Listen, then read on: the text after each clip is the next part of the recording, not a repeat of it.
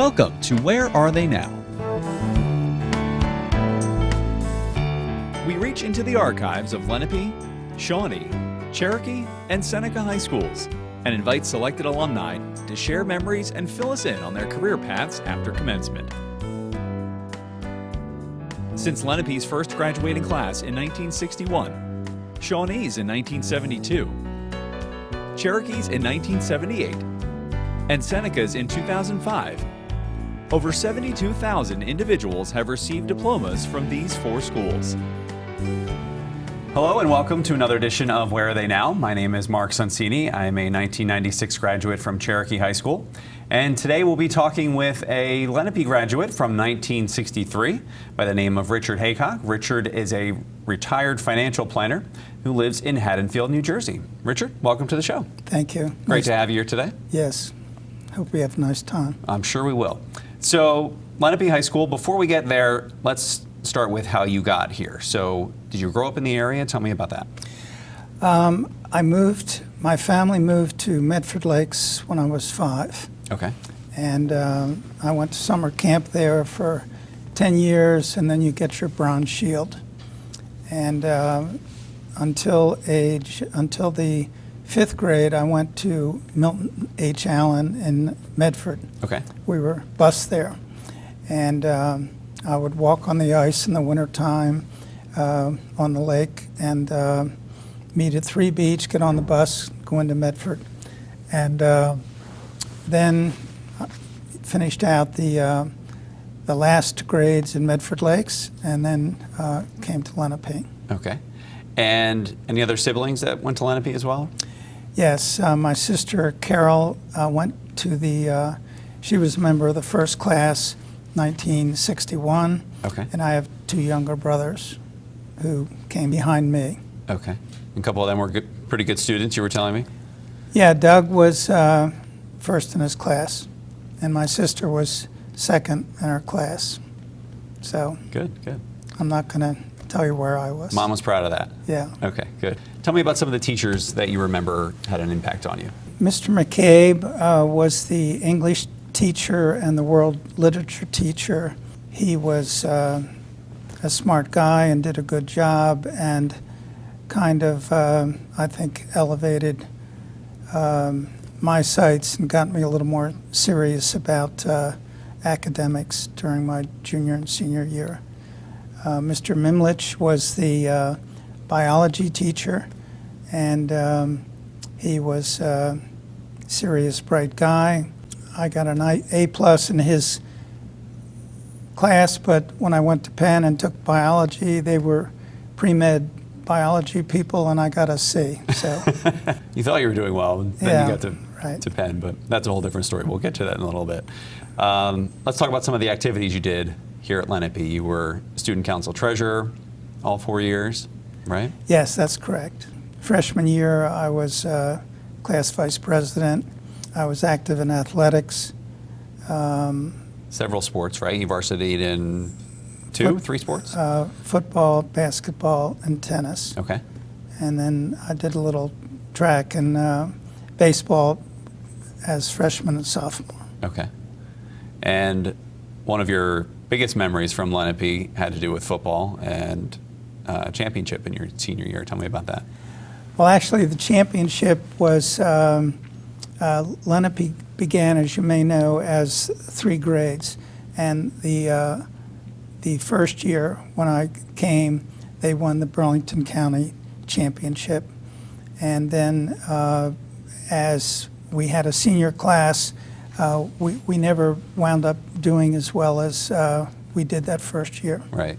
You know, they often say you get there once, you don't know when you're going to go back, so Right. enjoy it while you can. That's Right. cool you have that memory. You were in the yearbook your senior year, you were voted most versatile. Right. What led to that, do you think? I guess boys stayed in the athletics and student council, and I was in the gymnastics show, and they had a gymnastics night, I guess it was. Okay. And so I did a lot of things, but primarily sports related. Okay. And your quote in the yearbook, prefers scooters to crutches in getting around and definitely college bound. So how did that quote come about? Well, I had a paper route, saved a lot of money, and then I bought a Vespa motor scooter when I was 17. I would occasionally drive it to school, and so I got injured playing football, hobbling around on the crutches, and so that's why they put that in the yearbook. Scooter's better than crutches. I would agree with you there. So the other part of that was definitely college bound, and you did that after graduating from Lenape. You went to the University of Pennsylvania, the Wharton School. Tell us Right. about that. Right. Well, I applied to 5 colleges and thought I was going to go to Gettysburg, play football at Gettysburg. Okay. And my stretch school was Penn. And so lo and behold, right at the last minute, I get accepted to Penn. And I had just sent in my letter to Gettysburg saying I'm coming. And I went over and talked to a friend who had been my principal in elementary school, and we had a long talk. And he convinced me that I should go to Penn. So we drove into the Medford post office, stopped my letter of acceptance to Gettysburg, and that's how I wound up going to Penn. It's funny how those last minute decisions, and you think about how that can affect everything else that happened in Yeah. your life since then. So It was a big deal. yeah. So you go to the Wharton School for a bachelor's degree in economics, and while you're there, you're still playing some football, right? I was actually recruited to go to Penn to play football, but my freshman year I got injured and began to realize how hard the academics were, so I quit the freshman team. Then my sophomore year, they had this smaller team called the sprint football team. Then it was called 150s. Okay. And so everybody was your own size, and we played Navy, Army, Princeton, and so it was much better. Yeah. And then I did wind up becoming captain of that team. Excellent. And then honorable mention All-American for that as well, right? Yes. Good, good. You did some traveling during college as well, Yes. across the country and also into Europe. Tell me about some of those trips. My mother always encouraged me to get off of the East Coast. She wanted me to see some of the rest of the country. And so I decided that I would hitchhike out to California. And I first went to Iowa and visited my mother's relatives. That's where she grew up, on a farm. And then I wanted to get to Denver because that's where my parents met and were married. Okay. And so I was camping, and it took 7 rides to get out to California, and then it took 8 rides to get back. Okay. So I had a lot of adventures during the, So this is before the days, obviously, of Uber and Lyft. yes, So if you're not driving your own car out there, you're relying on strangers to give you some rides. yeah, well, hitchhiking then was a big thing, and you tried to present yourself so that you didn't look like you were dangerous, and you had your little sign, California, and the first ride, a nun picked me up. That was the beginning. It's a good start, And, right? yeah. And so I guess I passed the test of not looking like a hoodlum. So I'm sure you ran into some very interesting people on that trip. So you were in Europe as well. You went to Greenland and some other places? Yes. Well, after my freshman year in college, I was working at the Lucky 7, and a friend said, there's this opportunity. Do you want to go up with my small company, and you can work on the Air Force Base in Thule, Greenland, which is above the Arctic Circle. Okay. I thought that sounded like a great idea, so I did that for 6 weeks and worked 10 hours a day, 7 days a week. And I was inside a little pipe, and we were with little jackhammers scraping out all the stuff that got coated inside the pipes from the water. So it was a horrible job. And, you know, we would take little naps with the little jackhammers stuck under our body so our boss wouldn't know what we were doing. And but you know, we were able to triple our normal income that we would make back in the States. Okay. And so I made some money and was able to use that money to go to Europe the next year. Excellent. And where in Europe did you visit? Well, I had 10 weeks, and Penn had this little thing set up where, you know, we flew over there. The flight was $300. We landed in Brussels, and I was with two friends from Penn, and we went to Italy, and about that time I decided that I was going to go on my own, so I started hitchhiking, and my first ride, which was in Marseille, took me down through Spain, and we went to Pamplona, Okay. where we ran with the bulls, and then we went up through France and England, and then I went on up in through Scandinavia and stayed with a Norwegian friend that we're still friends. I emailed him yesterday. Oh, terrific. Yeah. So you made some friends as well as had some interesting experiences on those trips. That was terrific. a great trip. Terrific. So you're in Penn still, and you basically start your life insurance underwriting business and financial consulting business while you're there. Tell me about how you got started there. Well, they had they sent a letter to my roommate saying, "Hey, come sell life insurance," and he threw the letter at me and said, "Heacock, this would be great for you." And so I picked the letter up and went up to 46th and Market Street, and they explained the whole thing to me, and I thought it would be a great idea. So I began selling life insurance to my friends and teammates, and wound up being the second leading producer in the country in that campus internship program. Okay. Terrific. And then I did the same thing my senior year. Okay. And that led me right into my career. I knew what I was going to do. It seemed like I could do it, and so that was a great start. Before we get into more in your career, let's talk about your wife, Maureen. You got married, and then on your anniversary took a trip. Tell me about that. Some more traveling. I had been accepted into the Peace Corps my senior year, and Maureen and I talked about it. We were getting serious and decided that we didn't want to be separated for 2 years. But the traveling was something that we thought about.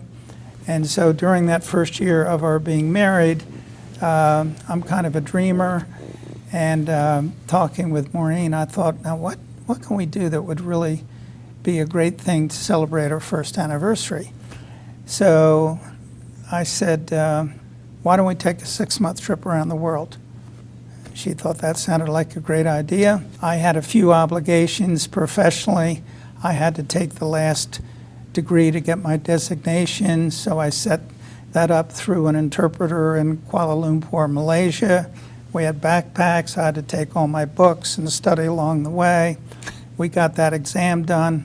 I still wasn't quite confident that I passed it, so I continued to carry the books for a while, and then finally just said, that's it, and threw them away. And so then when I got home, there was this production club, which was important, called the $1 Million Roundtable, which usually it takes a year to do that, and it's hard to do that. So I decided that I needed to try to do that, and I was able to accomplish that in the remaining 6 months. Wow, terrific. And this is while you're working at Provident? Mutual. Yes. Okay, which is where you spent 43 years with Provident Mutual Yes. Life. Yes. You mentioned the $1 Million Round Table, and you had achieved that for a pretty extensive streak, right? Well, the first challenge was to try to do that your first year in the business. That was like Okay. the big deal. And a couple of us were able to do that. And then I did that for 25 consecutive years. And by the Wow. time that was over, I was so exhausted and tired doing that I actually began kind of coasting for the rest of my career because it was just too hard to continue at that level. I can imagine, yeah. There was another award, probably the biggest award that you won during your time. Tell me about that. Well, there was this hotshot agent with Provident, Boris Todorovich, and he led the company for probably 20 years. And so he passed away, and they began an award called the Boris Todorovich Award. And they would give that out about every 3 years to one agent for community service, professionalism, production, and they had a meeting in Monte Carlo. And his son was also in the business. So they had this dinner. And the dinner, there were like 6 of us at the table. The president, the waiters had on white gloves. We had our own little, name tag things on the table. So at any rate, they awarded me the Boris Todorovich Award. One of my regrets is that I was so taken back that when they gave me the award. So you had no idea? No, I had no idea. And I didn't give a little thank you or a little, I guess I thanked them, but I didn't give a little speech. Right. And I don't know whether you're supposed to do that, but I was shell-shocked. And so it's a real nice glass bowl, and I have that in a proud position in my home, and that's probably the nicest thing that happened to me professionally. The highlight of your career. Yes. Terrific. But you also won some other awards as well. You were named one of the top 50 agents. Yeah, there was a top 50 club where obviously the top 50 guys, made this club, and then you would go on a convention and they would have speakers, and that was a lot of fun. So how many clients or how many policies would you say you had over your career? Well, when I was 37, I had more insurance in force than any of the agents, and there were a lot of old guys hanging around. So I was happy about that, and I think I had about 1,200 policies in force, and some clients had more than one policy. So I would guess I had maybe 800 or 900 clients, and my clientele centralized around physicians, dentists, and veterinarians, since my younger brother went to the vet school at Penn. Okay. Wow, that's a lot. So after a very successful career, you retire and you get some time to do some other things that you like. I know you're a real outdoors guy. You like to do a lot of things outdoors. Tell me about some of your favorite things that you're doing. Well, I did a couple of Philadelphia marathons and a couple of century bike rides. And then just this past October, I was kind of maybe doing 20, 25 miles on my bike. So I decided to do 50 miles one day. And so I was glad I could do that as an old guy. And I also enjoyed sailing. My dad built a little sailboat when I was about 8 years old. We used to sail on Sundays, and then I kept sailing and had various boats during the years, and kayaks, one thing or another, and I just finally gave my kayak to my grandson. We had gone out in it quite a bit for a beach, And he wanted the kayak, so I gave it to him. So actually, I have one boat that's still down in the Chesapeake that we had built. My sons and I, we built it, and a neighbor is still using that. I just can't. We had lived down the Chesapeake for about 20 years as a summer vacation. Okay. And so it's just nice to know that that boat's still there. So tell me about your family. Any kids, grandkids? Well, I met Maureen my senior year at Penn. We got married, had 3 boys, and now we have 6 grandchildren. Okay. And you like to do some skiing together, right? Yep. I started skiing when I was 18, my freshman year in college, and I just was skiing at Elk Mountain last week with my boys, and that was my 56th consecutive year of skiing. Wow. That was my second date with my wife Maureen. Our honeymoon, we went skiing. We moved to Colorado for skiing. All my boys enjoy skiing, so it's been a big deal. And you've been, as you mentioned, a couple places, but not just locally in here or Colorado. You've been lots of different places around the country skiing. Yeah, we would, my boys and I, we skied at Big Sky and some of the places in Utah and in Colorado, but now they have their own families and they're busy and it's expensive, so we haven't really gone out west now for about 5 years. Okay. That was quite an experience, right? Which one was your favorite place? I guess Alta. Vail is nice in Colorado, but it's kind of commercialized, and Right. Alta is low-key and kind of old-fashioned. Okay, cool. And one of the other, if not maybe the biggest thing you're into these days is art. Tell me how you got into that, what inspired you? My mother was an artist. She did a painting when she was 12 and gave it to me. And so that was kind of lurking in the background. And then when we took the trip, I bought some Nikon cameras in Japan. And so my wife and I have been doing photography for a long time. And then my son, Peter, when he was 10 in church, my wife noticed that he was drawing, and it was more than just doodling, and so he took lessons, wound up going to the Tisch School at NYU, and is now a professional artist guy who makes commercials and does a lot of things. Terrific. So when I retired, one day I walked into the studio where he had taken lessons, and I said, Jim, I said, let's go. I'm ready. And so I started taking lessons about 8 years ago.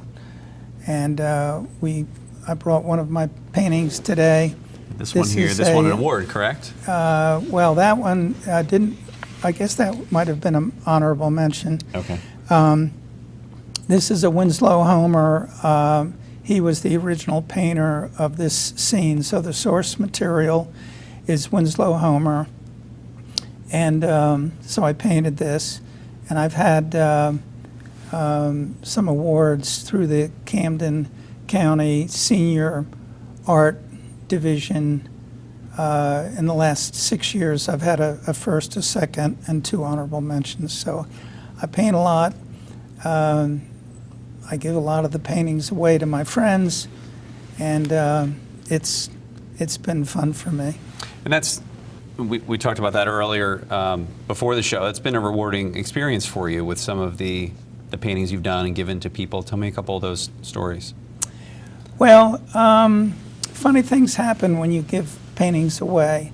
One of my mentors in Medford Lakes helped me a lot growing up, and then was a client of mine, and I was very close with him. And all of a sudden, he's 91, and he's very sick, so I go to visit him. I give him a painting. He's very happy. He shows the nurses, everyone, look at what Bink did for me. And a couple of months later, he passes away. His daughter calls me, wants me to do the eulogy. So I go up to give my little talk, and I notice in the church there's the altar, and his baseball mitt is there, and his tennis racket is there, and my little painting is up there. Wow. And as I walked up there, I just noticed it and got a little bit choked up. And it's just nice to know that your paintings can have an impact on other people. Yeah, absolutely. Something that you like to do, and then to see someone else Right. enjoy that as well, and bring them comfort at Right. times. That must be a terrific feeling. Yes. Now, you mentioned he called you Bink, your nickname Bink, and I noticed your work is signed with that as well. That came from where? My mother gave me, I'm one of 8 children, and she gave me that name when I was born. And she notified everyone in the family that she was going to be the only one that could call me Bink. Why, I don't know. But that didn't last long. And so people have called me Bink my whole life. Well, fitting that you used that to sign your artwork after you were inspired by your mom. One of my friends said, you can sign it Heacock or Richard, but there's only one Bink or very few Right. Binks, so why don't you just, and actually one of the hardest things when you do a painting is to sign your name. It's got to be level. It's just a difficult thing to do. Sure, the placement. And Bink has fewer letters, so that's why I changed. And Easier to fit that in wherever you want. yeah, And as we mentioned, your mom inspired you to become an artist, and you're passing that down, not only your son who's an artist, but also your grandkids as well. yeah, they all seem to paint, and it's been fun. And they've given me paintings. My oldest granddaughter, Nora, she has given me, on my 70th birthday, she gave me a painting. I gave her a painting, and it's really a wonderful thing.